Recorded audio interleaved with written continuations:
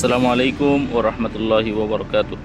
প্রিয় দর্শক, আমরা আজকে আপনাদেরকে একটি ইসলামের গুরুত্বপূর্ণ স্পট দেখাবো। গুরুত্বপূর্ণ স্পটটি হলো জাবালে আবি কুবাইস, অর্থাৎ যে পাহাড়টি রাসূল সাল্লাল্লাহু আলাইহি ওয়াসাল্লামের জন্মস্থানের পাশে অবস্থিত। এর সম্পূর্ণ ইতিহাস, জাবালে আবি কুবাইস কোত্থেকে আসছে, জাবালে আবি কুবাইসের সাথে ইসলামের সাথে কি কি সম্পর্ক রয়েছে, আমরা সম্পূর্ণ ইতিহাস আপনাদেরকে আজকে তুলে ধরব। তো আমরা বর্তমানে যেখানে আছি, হারাম শরীফের চত্বরে আছি। আপনারা দেখতেই পাচ্ছেন হারাম শরীফের মাঠ। হাজি সাহেবরা দলে দলে আসছে। একটু পরেই ফজরের আজান হবে। ফজরের আজানের পরে আমরা আপনাদেরকে মূল অংশে নিয়ে যাব। আমি এখন যেখানে যে স্থানে হাঁটতেছি, এই জায়গাটি হলো একদম মক্কা টাওয়ারের সামনে, শরিকা মক্কার সামনে অবস্থিত। যে ইমারতটি দেখতে পাচ্ছেন এটি শরিকা মক্কা নামে পরিচিত। অর্থাৎ এই স্থানটি, এই জায়গাটি হযরত আবু বকর সিদ্দিক রাদিয়াল্লাহু তাআলা আনহুর সম্পত্তি, যেটাকে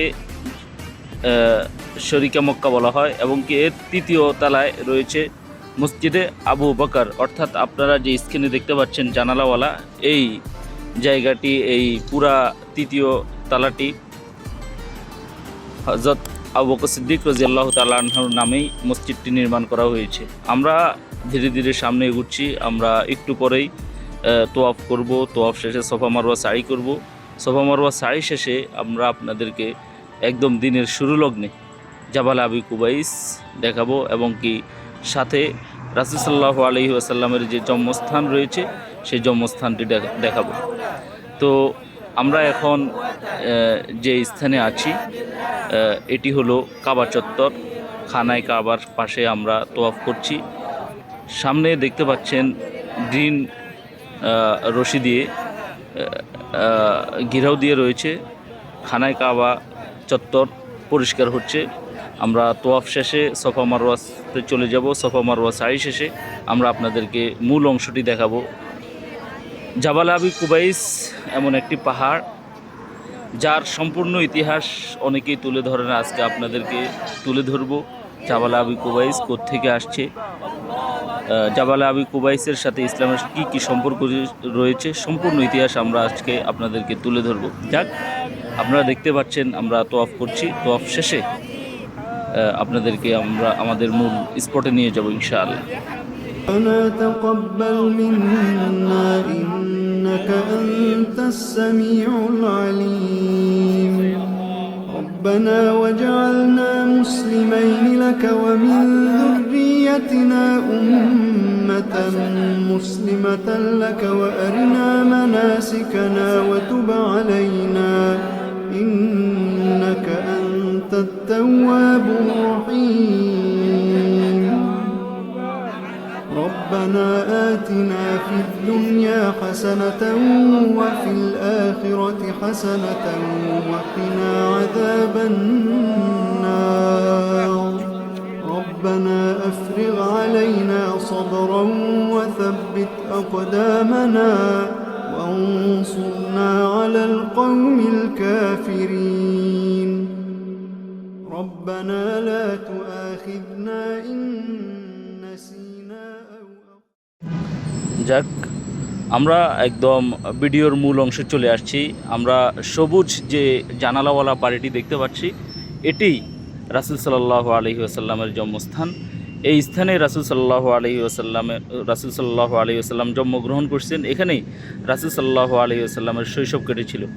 যাক, আমরা পিছনে একটি সাইনবোর্ড দেখতে পাচ্ছি। এখানে বিভিন্ন নিদর্শন দেওয়া আছে কিভাবে এই বাড়ি পরিদর্শন করতে হয়, ইংলিশে, আরবিতে বিভিন্নভাবে হাজি সাহেবদেরকে এখানে দিক নির্দেশন দেওয়া আছে যে রাসূল সাল্লাল্লাহু আলাইহি ওয়াসাল্লামের জন্মস্থান কিভাবে জিয়ারা করতে হয়।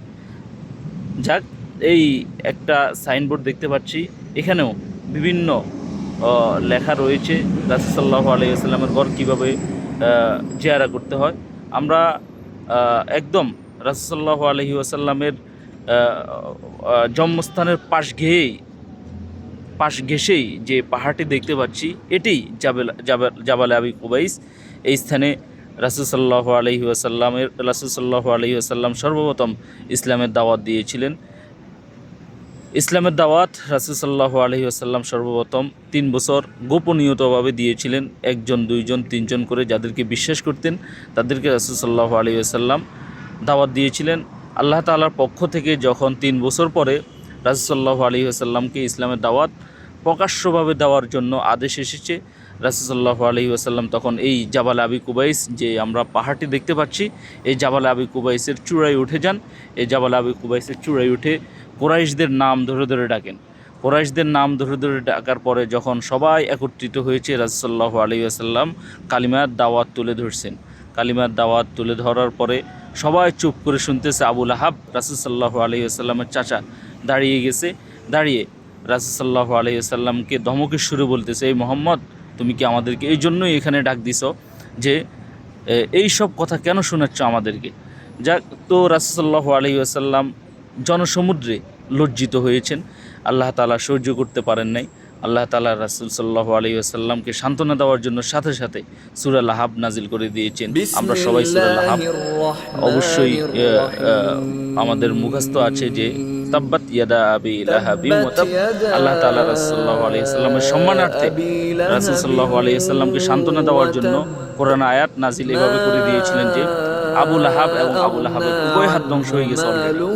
হে মুহাম্মদ, আপনাকে আবু লাহাব বলেছিল মুহাম্মদ তুই ধ্বংস হ, কিন্তু আমি আল্লাহ নিজ কোরআনে কারীমের মধ্যে আমি আল্লাহ নিজেই বলতেছি আবু লাহাব এবং আবু লাহাবের উভয় হাত ধ্বংস হয়ে গেছে। আবু লাহাবের মাল সম্পদ কিছুই কাজে আসবে না, অচিরেই সে এবং তার স্ত্রী শিখাময় আগুনে প্রজ্বলিত হবে। তো আমরা এই যে ইমারতটি দেখতে পাচ্ছি বিল্ডিং, এটি আবু জাহেলের সম্পত্তি। এটি বর্তমানে ওয়াশরুম হিসেবে ব্যবহৃত হচ্ছে। হাম্মাম আরবিতে বলা হয়, বাংলাতে ওয়াশরুম হিসেবে ব্যবহৃত হচ্ছে। এখানে সবাই যার যার জরুরত সারে। তো এর পাশেই রাসূল সাল্লাল্লাহু আলাইহি ওয়াসাল্লামের জন্মস্থান, পাশেই রয়েছে জাবালে আবি কুবাইস, যেটাকে আমরা আজকে ভিডিওর প্রধান হিসাবে ব্যবহৃত করা হচ্ছে।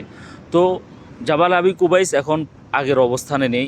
এটাকে বিভিন্ন দেশের রাষ্ট্রপ্রধানদের জন্য অতিথিশালা হিসাবে ব্যবহৃত হচ্ছে।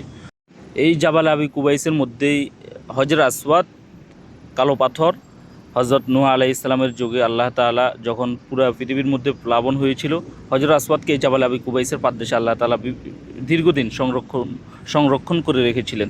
পরবর্তীতে হজরত ইব্রাহিম আলাইহিস সালাম আল্লাহ তাআলার নির্দেশে এখান থেকে হজর আসওয়াদকে নিয়ে কাবা শরীফের মধ্যে স্থাপন করেন। যাক, আমরা ভিডিওর একদম শেষ প্রান্তে চলে এসেছি। ভিডিওটি ভালো লাগলে অবশ্যই সাবস্ক্রাইব করবেন, লাইক করবেন, শেয়ার করবেন, ভুল ভ্রান্তি ধরিয়ে দিয়ে কমেন্টসের মাধ্যমে জানিয়ে দিবেন। ভালো ভালো ইসলামিক ভিডিওগুলো পেতে আমাদের সাথে থাকবেন। আসসালামু আলাইকুম ওয়া রাহমাতুল্লাহি ওয়া বারাকাতুহু।